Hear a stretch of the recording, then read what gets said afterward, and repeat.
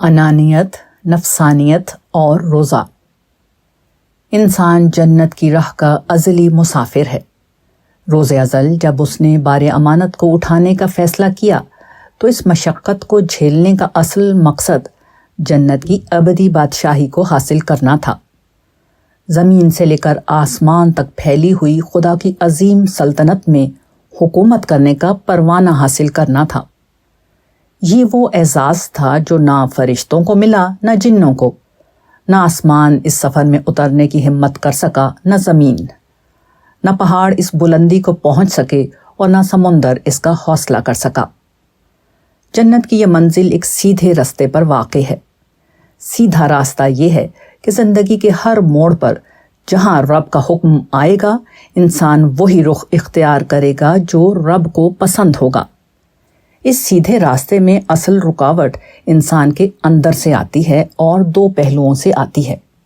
ایک یہ کہ انسان اپنے نفس کے تقاضوں، مفادات اور خواہشات کا اسیر ہو جاتا ہے۔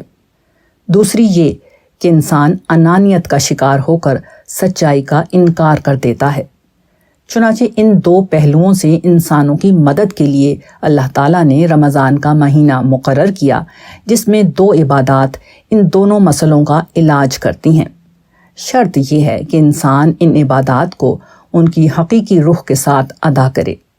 ایک روزہ جو فرض ہے اور دوسرا رات کی نفل نماز جس کا قیام بڑی فضیلت اور اجر کا باعث ہے۔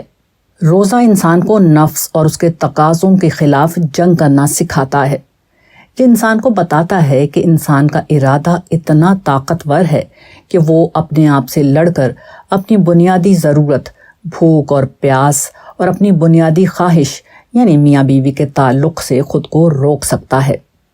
جو انسان ان جائز اور ضروری چیزوں سے خود کو روکنے کی شعوری تربیت کر لے، کیسے ممکن ہے کہ وہ رب کی نافرمانی کے ان کاموں میں مبتلا ہو جائے جو نہ ضروری ہوتے ہیں اور نہ عقل و فطرت ان کی اجازت دیتی ہے۔ اس کے ساتھ نماز اور خاص کر رات کی نفل نماز جو کہ عام نمازوں سے طویل ہوتی ہے، وہ انسان کی انانیت کو ختم کرنے میں معاون ثابت ہوتی ہے۔ نماز دراصل اللہ کی کبریائی بیان کرنے کا نام ہے۔ اللہ اکبر اس کا سب سے زیادہ دہرایا جانے والا کلمہ ہے۔ یہ اعتراف اور جھکاؤ کا نام ہے۔ سورہ فاتحہ میں اللہ کی نعمتوں کا بار بار اعتراف اور قیام، رکوع، سجدے اور قعدے میں ہر پہلو سے جھکے رہنے کی تربیت انسان میں عام زندگی میں بھی اعتراف اور جھکے رہنے کی صفت پیدا کرتی ہے۔ یہی دو چیزیں انسان کی انا کو قابو میں رکھتی ہیں۔ انسانی انا کے دو بنیادی مسائل ہیں۔ ایک یہ کہ یہ اعتراف نہیں کرتی، اپنی غلطی ہو یا کسی دوسرے کی خوبی اور بڑائی کا اعتراف کرنا ہو۔ انسان ان دونوں مواقع پر پیچھے ہٹ جاتا ہے۔ آدمی بڑی سے بڑی غلطی کا ارتکاب کرتا ہے اور جب توجہ دلائی جاتی ہے تو بجائے غلطی ماننے کے وہ چند بے معنی الفاظ بول کر اور بے وقت تعویل کر کے اپنی غلطی ماننے سے انکار کر دیتا ہے۔ یہ انا کی وجہ سے ہوتا ہے۔ اس کی سب سے بڑی مثال شیطان ہے، جس نے نہ صرف اللہ کا حکم ماننے سے انکار کر دیا بلکہ جب اسے توجہ دلائی گئی تو اس نے اپنی غلطی ماننے سے صاف انکار کر دیا۔ اسی طرح انسان دوسروں کی خوبی اور بڑائی کا اعتراف کرنے میں ہمیشہ بخل سے کام لیتے ہیں۔ مثال کے طور پر لوگ اپنے زمانے کے بڑے سے بڑے آدمی کو معمولی آدمی سمجھ کر اس کی غلطیاں اور کمزوریاں نکالتے رہتے ہیں اور اس کی خوبیوں کو نہیں سراہتے۔ اسی طرح ایک ہی شعبے کے لوگ اپنے سوا دوسروں کی خوبی کا کم ہی اعتراف کرتے ہیں۔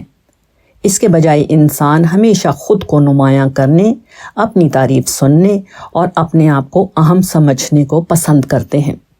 لیکن یہ بھی شیطان کا طریقہ ہے جس نے آدم علیہ السلام کا اعتراف کرنے سے انکار کر دیا تھا۔ اس کا انجام اللہ کی ناراضی اور ابدی جہنم ہے۔ رمضان میں روزہ اور نماز دراصل انہی دو کمزوریوں سے نجات دلا کر انسانوں کو جہنم سے بچاتے اور جنت کی راہ کا مسافر بناتے ہیں۔